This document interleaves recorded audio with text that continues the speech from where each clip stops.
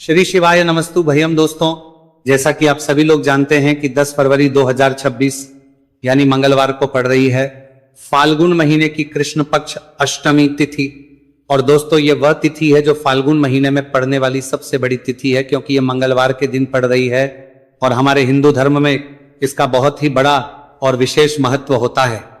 पूज्य गुरु जी ने कहा है कि अगर कभी भी मौका लग जाए और फाल्गुन महीने की अष्टमी तिथि मंगलवार को पड़ जाए तो आप लोगों को सिर्फ और सिर्फ 11 गेहूं के दाने वाला उपाय तो अवश्य ही करना चाहिए, क्योंकि इन दोनों तिथियों का संयोग बहुत ही कम आता है।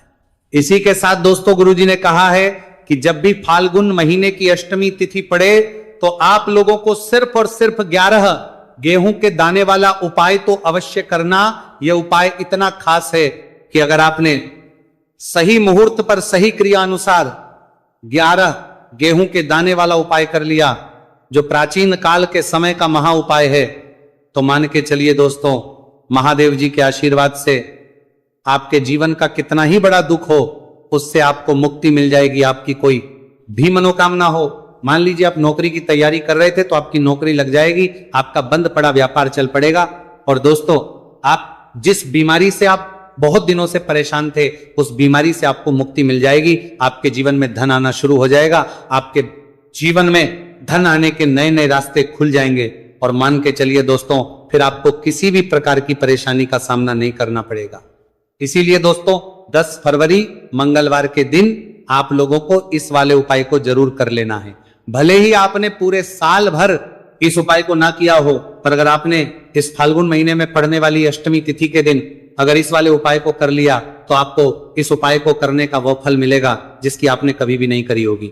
इसीलिए आप लोग इस गेहूं वाले उपाय को एक बार जरूर कर लेना, ताकि आप लोगों के हाथ से ये मौका ना जा सके और आपको इस उपाय को करने का फल मिल सके।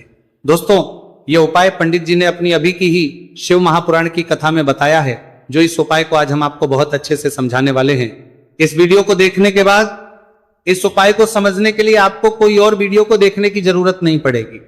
तो दोस्तों, इस उपाय को आपको कैसे करना है, कब करना है, कहां पर करना, और उपाय को करते समय आपको किन किन गलतियों को नहीं करना है और आपको किन किन बातों का ध्यान रखना है, ये सारी जानकारी हम आपको इस वीडियो में देंगे।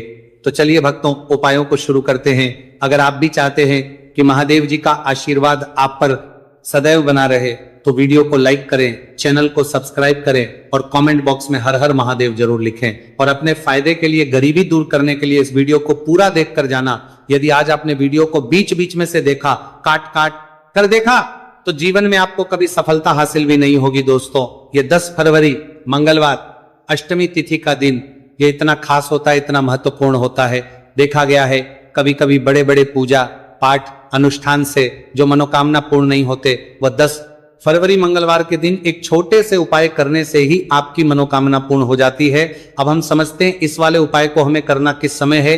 इस 11 गेहूं के दाने वाले उपाय को हमें फाल्गुन महीने के मंगलवार के दिन करना किस समय है। तो देखिए, इस उपाय को करने का जो समय है वह सुबह का समय है और शाम का समय है। अब देखिए, यहां पर हम मुख्य रूप से सुबह का समय नहीं बोलेंगे, क्योंकि 10 फरवरी मंगलवार अष्टमी तिथि का दिन है और इस दिन प्रदोष काल के समय का बहुत महत्व होता है। बाकी अगर सुबह के समय भी करेंगे तो भी अच्छा होगा, उसमें कोई भी दिक्कत वाली बात नहीं है। तो चलिए जानते हैं इस विशेष उपाय के बारे में। लेकिन उससे पहले एक प्रार्थना, अगर आप इस चैनल पर नए हैं तो आप इस वीडियो को लाइक करें, चैनल को सब्सक्राइब करें और कमेंट बॉक्स में आप अपनी राशि या अपना नाम जरूर डाल दें, क्योंकि हम राशि से भाग्य भी बताते हैं और भाग्य में चल रही परेशानियों को दूर करने के लिए वो आसान से आसान उपाय भी बताते हैं। तो चलिए अब हम अपने सबसे पहले उपाय की बात कर लेते हैं। देखो, गुरुजी ने कहा है कि अगर मंगलवार के दिन अष्टमी तिथि पड़ जाए तो इस दिन आपको 11 गेहूं के दाने वाला उपाय तो अवश्य ही करना चाहिए। देखो, ये उपाय यदि आपके जीवन में कर्जा बहुत अधिक है, आपके जीवन में संकट बहुत अधिक रहते हैं, आपके ऊपर बहुत अधिक विपदा आ रही है, बार बार आपको अपने व्यापार में और अपने धन में हानि देखने को मिल रही है कि आपको प्रत्येक कार्य में हानि हो रही है, तो आपको ये उपाय करना चाहिए। देखिए, इस उपाय के लिए आपको 11 गेहूं के दाने आपको लेने हैं, ठीक है। 11 दाने लेने के बाद में आपको जरूरत होगी चावल के दानों की। 11 चावल के दाने और 11 गेहूं के दाने, और चावल के दाने खंडित नहीं होने चाहिए। अब आप कहोगे पंडित जी गेहूं कहां से लेने हैं? देखो आपको किसी भी किराना स्टोर पर गेहूं के दाने आपको आसानी से मिल जाएंगे, जाकर ले लेना, ठीक है ना। 11 गेहूं 11 चावल के दाने लेने। साथ ही साथ आपको एक तांबे का लोटा है और उस तांबे के लोटे में आपको जल भरना है। जल आपका खुद के घर का होना चाहिए, मंदिर का नहीं होगा। अब आप ये सब सामग्री लेकर पहुंच जाओगे महादेव के शिवलिंग के पास में। शाम के टाइम पे प्रदोष काल में देखो, जब आप ये उपाय कर रहे हो तो अपना फेस रखना उत्तर दिशा, नॉर्थ डायरेक्शन की तरफ। अब यहां पर जो मैं आपको क्रम बताने जा रहा हूं ना, उस मेरे क्रम को बहुत ध्यान से सुनिए। महादेव को अगर कोई सबसे प्रिय है ना, तो उनकी सबसे छोटी पुत्री जिनका नाम है माता अशोक सुंदरी, जो आपके पास में चावल 11 दाने हैं ना, उन चावल के 11 दानों को माता अशोक सुंदरी के स्थान पर आपको अपना नाम और गोत्र बोलते हुए समर्पित कर देने हैं, है ना। और चावल के दानों को रखने के बाद में जो आपके पास में तांबे का लोटा है ना, उस तांबे के लोटे को कहीं पे भी हम जल नहीं चढ़ेंगे। सिर्फ और सिर्फ माता पार्वती का जो हस्तकमल आपको दिख रहा है, यहीं पे गोल गोल आपको समर्पित करना है, उसी जल को, और कहीं नहीं। ना तो माता अशोक सुंदरी के स्थान पर, ना तो शिवलिंग के ऊपर। सिर्फ आपको यहां पे गोल गोल जलाधारी पर आपको उस जल को समर्पित करना है। अब आपके पास में बचे हुए हैं 11 गेहूं के दाने और बचे हैं। उन्हीं 11 गेहूं के दाने को आपको अपनी मनोकामना, अपने विशेष कहते हुए महादेव के शिवलिंग के ऊपर अगर आप अष्टमी तिथि के दिन प्रदोष काल में समर्पित कर देते हैं, तो आपकी जो भी मनोकामनाएं होंगी, जो भी विश्व होंगी, महादेव पूरी जरूर करते हैं। अन्न को समर्पण करने से, उस खासकर गेहूं को समर्पण करने से हमारी इच्छाएं पूरी होती हैं। और अगर वह दिन मंगलवार अष्टमी तिथि का दिन हो, तब तो इससे सुंदर संयोग कुछ भी नहीं हो सकता। आपकी इच्छाओं को पूरा करने के लिए स्पेशल बहुत प्यारा सा उपाय आप सभी को जरूर करना है। ध्यान में रखिएगा, ये उपाय प्रदोष काल में करना है। देखो गुरुजी ने कहा है, भगवान शिव के शिवलिंग पर 33 कोटि देवी देवताओं का वास होता है। अगर हम शिवलिंग के सामने कुछ भी उपाय करते हैं तो हमारे सभी देवी देवता हमसे खुश हो जाते हैं। यह उपाय आपको अवश्य करना है। देखो सुबह के टाइम नहीं कर सकते, ठीक है। अब बात करते हैं अगले उपाय की। देखो इस उपाय के लिए आपको लेना है एक गोलबाती का दीपक। आप चाहे तो मिट्टी का ले सकते हैं, या फिर घर से शुद्ध आटा मढ़कर उसका दीपक आप तैयार कर सकते हैं। इसके बाद आपको लेना है शुद्ध गाय का घी। अगर वो नहीं है तो कोई भी देसी घी इस्तेमाल कर सकते हैं, जिससे आपको दीपक प्रज्वलित करना है। देखो अब ये सब सामग्री लेकर आपको जाना है प्रदोष काल में आपके घर पर तुलसी जी के घेरे के पास में। देखो ये उपाय तो आपको अवश्य करना है। देखो वहां पहुंचकर सबसे पहले वो दीपक आपको प्रज्वलित कर देना है और का 11 बार जाप करना है। उसके बाद आपको अपने सीधे हाथ में थोड़ी हल्दी लेकर उस दीपक में अपना नाम और गोत्र बोलते हुए डाल देना है। उसके बाद माता लक्ष्मी से आपको प्रार्थना करना है कि हे महालक्ष्मी, हमारी सभी दुख तकलीफों को दूर करो। हे महादेव, हमारे सब दुख कष्टों को खत्म करो। इस भावना से आपको ये उपाय करना है। चलिए अब बात कर लेते हैं दूसरे उपाय की। दोस्तों आप सभी जानते हैं कि मंगलवार अष्टमी तिथि का दिन समर्पित होता है भगवान महादेव को, या कि माता पार्वती को अष्टमी तिथि का दिन समर्पित होता है। और जब भी हम शिवलिंग के ऊपर कोई भी उपाय करते हैं तो इससे हमें एक साथ भगवान महादेव की ओर माता पार्वती की कृपा प्राप्त हो जाती है। देखिए दोस्तों, गुरुदेव ने बताया है कि मंगलवार के दिन किया जाने वाला यह सबसे खास और सर्वश्रेष्ठ उपाय है, 7 चने की दाल लेनी है। देखिए आप 7 चने की दाल भी ले सकते हैं, या फिर 11 भी ले सकते हैं, 21 या फिर 108 चने की दाल ले सकते हैं। यदि आप 21 चने की दाल लेते हैं तो यह आपके उपाय के लिए अत्यधिक सर्वोत्तम होता है। तो इस प्रकार से आप कम से कम 7 चने की दाल ले सकते हैं और अधिक से अधिक आप 108 चने की दाल ले सकते हैं। अब देखिए इसी के साथ में आपको मात्र 1 लोटा शुद्ध जल लेना होगा तांबे के पात्र के अंदर अपने ही घर से, और साथ ही में आपको मात्र 1 से 2 गू के टुकड़े भी लेने हैं। देखिए मंगलवार अष्टमी तिथि का दिन भगवान महादेव को होता है। आपको ये जो सारी सामग्रियां हैं इन्हें लेकर के पहुंच जाना है भगवान शिव के मंदिर में। इस उपाय को आप सुबह से लेकर के शाम तक किसी भी समय में कर सकते हैं, लेकिन यदि आप शाम के समय इस उपाय को करते हैं तो यह उपाय आपके लिए और अधिक सर्वोत्तम होता है। तो यदि आपको प्रदोष काल के समय में मिल जाता है तो फिर आप प्रदोष काल में भी कर सकते हैं, या फिर आप पूरे ही दिन में किसी भी समय इस उपाय को कर सकते हैं। शिव मंदिर पहुंचने के बाद सबसे पहले तो आपको दक्षिण दिशा में बैठ जाना है। उत्तर दिशा की तरफ आपको अपना मुख कर लेना है। लेकिन यदि शिवालय में भीड़ है, शिव मंदिर में भीड़ है, तो फिर आप किसी भी दिशा में बैठकर इस उपाय को कर सकते हैं।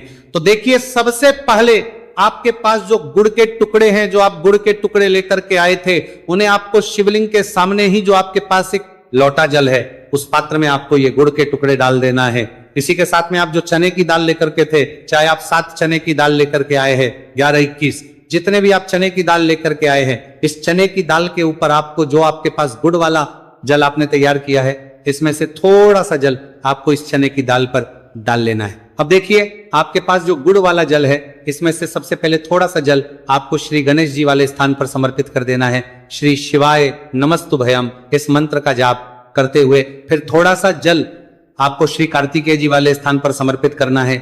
श्री शिवाय नमस्तुभयम इस मंत्र का जाप करते हुए फिर थोड़ा सा जल आपको माता अशोक सुंदरी वाले स्थान पर भी समर्पित करना है। श्री शिवाय नमस्तुभयम इस मंत्र का जाप करते हुए फिर थोड़ा सा जल आपको माता पार्वती के हस्त कमल पर समर्पित करना है और आपको श्री शिवाय नमस्तुभयम इस मंत्र का जाप कर लेना है। अब देखिए दोस्तों, आपके पास जो सा जल और शेष बचेगा, इसमें से आपको केवल थोड़ा सा जल शिवलिंग पर अर्पित कर देना है और अंत में आपको उस पात्र में थोड़ा सा जल और शेष बचाना है। पूरा जल आपको शिवलिंग पर अर्पित नहीं करना है, अंत में आपको थोड़ा सा जल और शेष बचाना है। अब देखिए, आप जितनी भी चने की दाल लेकर के आए हैं, अगर आप 7 चने की दाल लेकर के आए हैं, तो आपको 7 बार श्री शिवाय नमस्तुभयम इस मंत्र का स्मरण कर लें। यदि 11 चने की दाल लेकर के आए हैं, तो फिर आपको 11 बार इस मंत्र का जाप करना है। जितनी भी चने की दाल लेकर के आए हैं, उतनी बार आपको श्री शिवाय नमस्तुभयम इस मंत्र का जाप करना है। और फिर आपको ये जो चने की दाल है, इसे शिवलिंग के ऊपर ही समर्पित कर देनी है। लेकिन आपको ये चने की दाल बृहस्पतिश्वर महादेव का स्मरण करते हुए ही शिवलिंग पर अर्पित कर देनी है और आपको अपनी मनोकामना को भी बोल देनी है। आप जो भी मनोकामना है, चाहे वो धन प्राप्ति को लेकर हो, नौकरी से संबंधित हो, विवाह से संबंधित हो, या फिर आपके मकान जमीन जायदाद से संबंधित हो, चाहे ग्रह क्लेश से संबंधित हो, या फिर किसी भी प्रकार की जो मनोकामना है, उसे आपको बृहस्पतिश्वर महादेव से परिपूर्ण करने की प्रार्थना कर लेनी है। और इसके बाद आपके पास जो पात्र के अंदर थोड़ा सा से जल और बचा हुआ था, इसे भी आपको धीरे धीरे भगवान शिव की परी अर्पित कर देना होगा। श्री शिवाय नमस्तुभयम इस मंत्र का जाप करते हुए पूज्य गुरु जी कहते हैं कि फाल्गुन महीने का मंगलवार अष्टमी तिथि को जो भी व्यक्ति इस प्रकार से यह चमत्कारिक उपाय कर लेता है, उसकी जो मनोकामना है वो भगवान लक्ष्मी नारायण की कृपा से तथा महादेव की कृपा से बहुत ही जल्द परिपूर्ण हो जाती है। बात करते हैं अगले उपाय की। देखो, इस उपाय के लिए आपको मात्र 2 लौंग लेनी होगी, या कि आपको लौंग का जोड़ा लेना है। 2 फूल वाली आपको लौंग लेनी है। लौंग का जोड़ा कहीं से भी खंडित नहीं होना चाहिए, इस बात का ध्यान रखें। इसी के साथ में आपको लेना होगा लाल चंदन का पाउडर। देखिए, यदि आपके पास लाल चंदन की लकड़ी है तो उसे घिसकर भी आप चंदन के रूप में प्रयोग कर सकते हैं। यदि पाउडर है तो उसका भी आप अपने उपाय के लिए प्रयोग कर सकते हैं। देखिए, चंदन जो है वो तेज का प्रतीक माना गया है और साथ ही साथ जीवन के अंधकार को दूर करने का प्रतीक माना गया है। अब इसी के साथ में आपको मात्र एक तांबे के पात्र के अंदर शुद्ध जल लेना होगा अपने घर से। अब दोस्तों, ये तीनों सामग्री लेकर के सीधे आपको पहुंच जाना होगा भगवान शिव के मंदिर में। देखिए, इसी के साथ में आपको एक गोल बाती का दीपक भी लेना होगा। दीपक आप मिट्टी का भी ले सकते हैं, शुद्ध आटा मढ़कर उसका भी तैयार कर सकते हैं, और दीपक में आप शुद्ध घी का प्रयोग करना है। लेकिन जैसे ही आप इन सभी सामग्रियों को मंदिर में लेकर के पहुंचेंगे, मंदिर में जैसे ही आप चौखट के वहां पर पहुंचेंगे, तो मंदिर की चौखट के सीधे तरफ आप जो अपने साथ एक गोल बाती का दीपक लेकर के आए हैं, उसे आपको सबसे पहले तो प्रज्वलित कर देना है। यानी कि जैसे ही आप मंदिर की चौखट के वहां पर प्रवेश करते हैं, तो उसके सीधे तरफ आपको यह गोल बाती का दीपक प्रज्वलित कर देना है। अब देखिए, जैसे ही यह दीपक प्रज्वलित करेंगे, तो आपकी जो भी मनोकामना है उससे आपको बोल देना है। आप इस दीपक को इस प्रकार से प्रज्वलित करने के बाद इन सभी सामग्रियों को शिवलिंग के पास में लेकर पहुंच जाना है। अब देखिए दोस्तों, आपके पास जो एक तांबे के पात्र के अंदर शुद्ध जल है, उसमें से आपको केवल आधा लोटा जल ही भगवान शिव के शिवलिंग पर अर्पित करना है। आधा लोटा जल आपको उसी पत्र के अंदर बचा लेना है। अब दोस्तों, पास जो 2 लौंग है, यानी कि लौंग का जोड़ा है, उससे आपको अपना नाम और अपने गोत्र को बोलते हुए आपकी जो भी समस्या चल रही है, आपके जीवन में जो भी परेशानी उत्पन्न हो रही है, उन्हें आपको बोल देना है। और ये जो लौंग का जोड़ा है, इसे आपको भगवान शिव के शिवलिंग पर अर्पित कर देना है। जैसे आप ये 2 लौंग शिवलिंग पर चढ़ाएंगे तो अपना हाथ जो है वहां पर आपको रखना है और महादेव से आपको करनी है कि मेरे जीवन की ये जो परेशानियां हैं ये सभी दूर हो जाए। यानी कि आपके जीवन में धन की संबंधित परेशानी चल रही है, कर्ज की समस्या चल रही है, बच्चों का पढ़ाई लिखाई में मन नहीं लग पा रहा है, घर के जो आर्थिक संकट है वो सभी दूर हो, व्यापार आपका ढंग से नहीं चल पा रहा है, घर में रोग की स्थिति बनी हुई है। यानी कि जिस भी प्रकार की आपकी समस्याएं हैं उसे आपको बोल देना है और महादेव से इन सभी समस्याओं को दूर करने के लिए आपको प्रार्थना कर लेनी है। अब देखिए दोस्तों, आपने जो 2 लौंग शिवलिंग पर समर्पित की थी उससे आपको वहां से उठा लेना है और इन दोनों लौंग को आपको शिवलिंग से उठा करके सीधे उससे जल के पात्र के अंदर डाल देना है। यानी कि अपने आधा लोटा जल और बचाया हुआ था उसी के अंदर आपको ये 2 लौंग डाल देनी है और साथ में आप जो लाल चंदन ले आए थे उस लाल चंदन को भी आपको उसी पात्र के अंदर डाल देना है। यानी कि आधा लोटा जल और बचा हुआ है तो उसी आधे लोटे जल के अंदर आपको ये लाल चंदन भी डाल देना है। अब देखिए, इस आधे लोटे जल में है जिसमें अपने 2 लौंग डाली है, लाल चंदन डाला है, उसे सीधे लेकर के आपको पहुंचना है बेलपत्र के वृक्ष के। वहां पर देखिए बेलपत्र का वृक्ष यदि आपके घर पर है तो वहां पर आपको आ जाना है, आपके घर के पास कहीं भी है तो वहां पर आपको पहुंच जाना है और उसके बाद आपका जो मुख है वो दिशा की ओर होना चाहिए और उसके बाद आपको अपना नाम और अपनी गोत्र को बोलना है और पुनः अपने जो भी परेशानियां शिवलिंग के पास में बोली थी उन्हें आपको वापस से बेलपत्र के वहां पर भी बोल देनी है। और ये जो आधा लोटा जल और है इससे आपको पूरा बेलपत्र के वृक्ष की जड़ DDH में श्री शिवाय नमस्तु भयम इस मंत्र का जाप करते हुए समर्पित कर देना है। तो बस इतना सा उपाय आपको करना है। जो भी आपकी परेशानी है, समस्या है,